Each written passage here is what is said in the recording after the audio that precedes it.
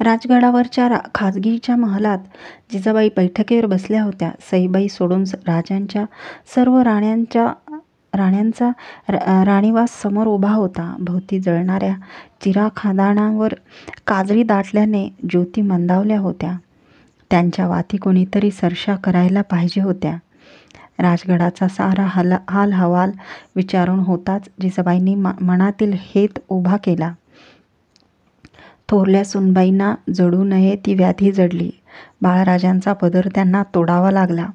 शंभू बाळांना दुधास लावणे हा पेच आहे. जिजाबाई शांत शांत बोलल्या. राणीवसा खाली मान घालून त्याहून शांत उभा होता. धाकल्या सुनबाई बोला, काही मसलत सुचवा. जिजाबाईंनी सोयराबाईच्या चंद्रकळी शालूवर आपली नजर जोडीत त्यांना विचारलं. आम्ही काय मसलत बोलावी? आऊसाहेब करतील ते कोण करणार? सोयराबाईंनी पदर नीट केला. त्यांच्या शालूवरचे जरीबुट्टे लक्कन उजळले. ते तर आम्ही करूच. तुम्हास काही सुचलं तर ऐकावं हा आमचा मनशा. जिजाबाईंचा शांतपणा तसाच होता. फक्त पुतळाबाईंनी एकदा नजर उचलली. त्यांना काहीतरी बोलायचे असावे, पण समोरच्या काजळी दाटल्या ज्योतीवर नजर पडताच त्या थांबल्या. आपली नजर त्यांनी पायगती टाकली. असहायपणे काही क्षण तसेच गेले. शून्य शांततेत या साऱ्या जणी. जिजाबाईंनी साऱ्यांना जाण्याची इशारात केली. पुतळाबाई, तुमच्या स्वारीला आम्ही याद केल्याची वर्दी द्या आणि थोरल्या सुनबाईकडे एक जाड पोताचं कांबळं पाठवून द्या. पाठमोऱ्या पुतळाबाईंनी जिजाबाई बोलल्या. जी. पुतळाबाई कसल्या तरी विचार भिंगरीतून भानावर येत म्हणाल्या आणि त्याही इतर राणी वशामागोमाग महलाबाहेर पडल्या. बैठकीवरून उठून शांत पावली चालत जिजाबाईंनी चिराखादाणांच्या तेलात डुबलेली पितळी सरशी उचलली. तिने ज्योतीवरच्या काजळ्या झटकल्या, वाती सरशा केल्या. तवान्या ज्योतींनी महालाचा अंतरंग उजळून टाकला. वर्दी पावलेले राजे जिजाबाईच्या महलात आले. या राजे, बाळराजांसाठी काही योजूनच आम्ही तुम्हाला याद फरमावलं. जिजाबाई समोर उभ्या असलेल्या राजांना धीराने बोलल्या. आज्ञा आऊसाहेब, आम्हाला वाटतं बाळराजांसाठी एखादी दूध आई जोडावी. जी. राजाने चमकून वर पाहिले. ती नजर दुखरी होती. घोटाळलात त्याविना दुसरा मार्ग नाही. जिजाबाई समजवणीच्या बोलात बोलल्या. मासाहेब करतील ते सारं समजूनच, पण राजांना काहीतरी बोलायचे होते. उद्याच आम्ही कापूर होळास गाड्यांच्या धाराऊला बलाव धाडणार आहोत हे ठरलं. जी. म्हणून राजे मुजरा करीत तसेच 5 कदम मागे हटले. ते महलाबाहेर पडत असताना मागून अतिशय ओथंबलेली साद आली. तिने राजांना उंबरठ्यातच जखडून टाकले. राजे, तुमचं बोलणं तसंच मनी ठेवून चाललात. आम्ही ते जाणतो. शांतपणे ऐका. तुमच्या राणीवशाचा आम्ही बारीक कानोसा घेतला. तुमच्या एकाही राणीसाहेबांचा पदर बाळराजांना जवळ घेण्यास एवढा मोठा नाही झाला. पण राजे, असले पेच उरात लपविता लपत नाहीत. आम्ही तुमच्या आऊसाहेब आहोत. राजांना मागे वळून बघवत नव्हते. जडावल्या पावलांनी त्यांनी समोरचा उंबरठा ओलांडला. अवघ्या गुंजन मावळ खोऱ्यावर कुसळी गवताची कुरणे उठली. रानावर वाऱ्याबरोबर ती आपल्या लुसलुशा अंगावर लाटा उठवीत होती. त्या लाटा सरकत सरकत सभोवतीच्या खड्या चढणीच्या काड्यांच्या पायथ्याशी जाऊन मुरत होत्या.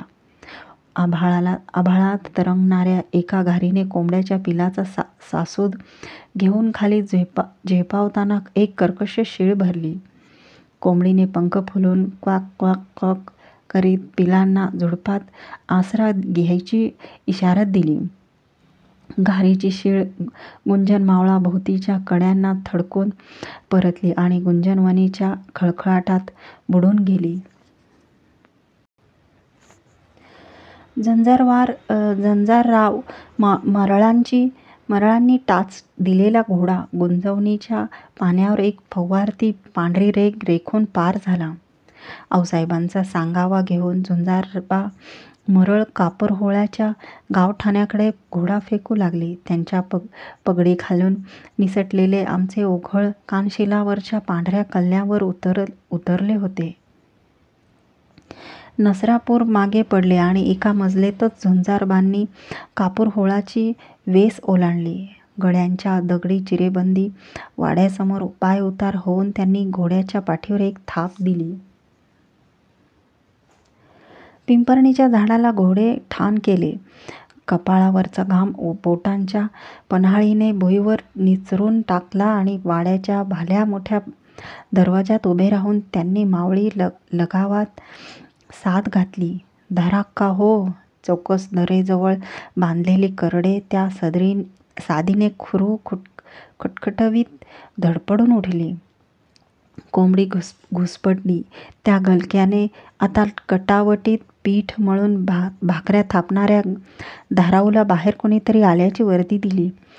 गाडग्यातल्या पाण्यात गोंदलेले हात बुचकळून लुगड्याच्या पदरावर त्याचे पाने निपटीत धाराऊ वाड्याच्या दरवाजात आली. तिचा बांधा कोंबाऊ कसदार होता. कपाळी आडव्या कुंकवाची बोटे होती. उमर मध्यम असून तशी वाटत नव्हती. तब्येत निखाऱ्यावर फुलल्याला भाकरीगत डौलदार होती. मळवटावरच्या कातड्यावरचे आडवी कुंकू वर चढवीत तिने विचारले, साद घातली जणू. कोण झुंजारबा? नी बाहेरच बरं हुबं. येवा की आत. हा टेकाळ येऊळ नाही. राजगडावरनं आऊसाहेबांचं बलाव घेऊन आलो. झुंजारबा धाराऊला बोलले. पर समधी शिवारात गेल्यात नी. समद्याचं काय काम हाय? बलाऊ तुला हाय. मला नसलं जी. माझी पोर हाईत राजाच्या लष्करात. तेसनी असल. का कान फुटलं का काय माझं? खुद आऊसाहेबांनीच सांगितलंय की धाराऊला मोहरं घालूनच घेऊन ये. झुंजारबांनी वाड्याच्या दगडी उंबऱ्यावर पाय आपटून पायतानावरची धूळ झटकली. आता म्हणत धाराऊ बिगबिगीने आत गेली. परसातून तिनं कुणाच्या तरी पोराला शिवाराकडे पिटाळलं. मिळतील ती लुगडी चोळ्या तिनं एका फडक्यात ठेवून त्याचे बोचके आवळले. रायाजी आणि अंतोजी हे धाराऊचे भरल्या माटाचे 2 तरणे मुलगे शिवारातून आले. त्यांच्या आईने त्यांना सारा करीना सांगितला. आपल्या अस्तुऱ्यावर वाडा सोपून ते दोघेही का बरं बलाऊ आला असल असा मनाशी विचार करीत पाठीवर ढाला बांधून तयार झाले. गोड पाणी घेऊन हुशार झालेल्या झुंजारबांनी ठाण केलेले घोडे सोडले.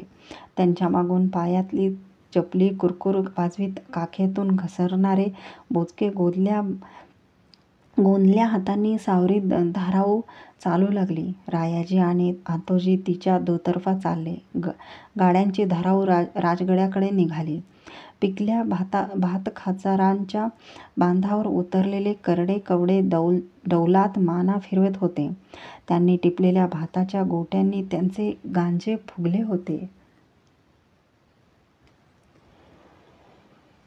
कापूरहोळाच्या शिवेजवळची महादेवाच्या देवळाची घुमटी आली तसे चालताच थांबून पायातील चपल्या खिणभर उतरून त्या घुमटीला हात जोडून धाराऊ आपल्याशीच बोलल्यासारखी पुटपुटली, शंभूर महादेवा.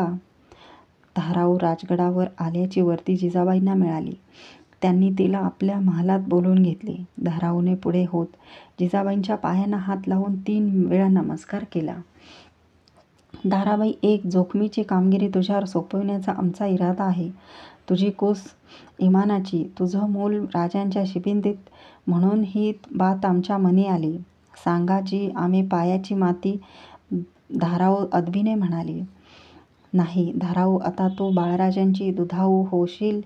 आमच्या शिवबाराजांच्या शंभूबाळांना दूध पाजण्याची जोखीम आम्ही तुझ्यावर टाकावी म्हणतो. तुझा इरादा काय?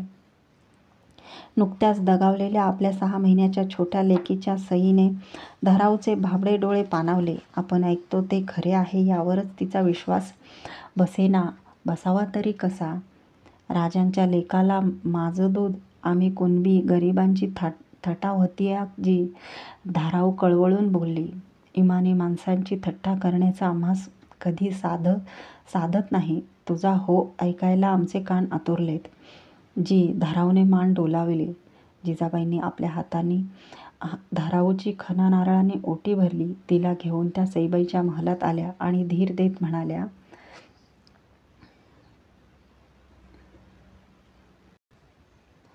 सुनबाई, ही धाराबाई आजपासून बाळराजांच्या दुधाची आभाळ नाही व्हायची. हिच्या पदराखाली आणि तुमच्या नजरेखाली ते वाढतील.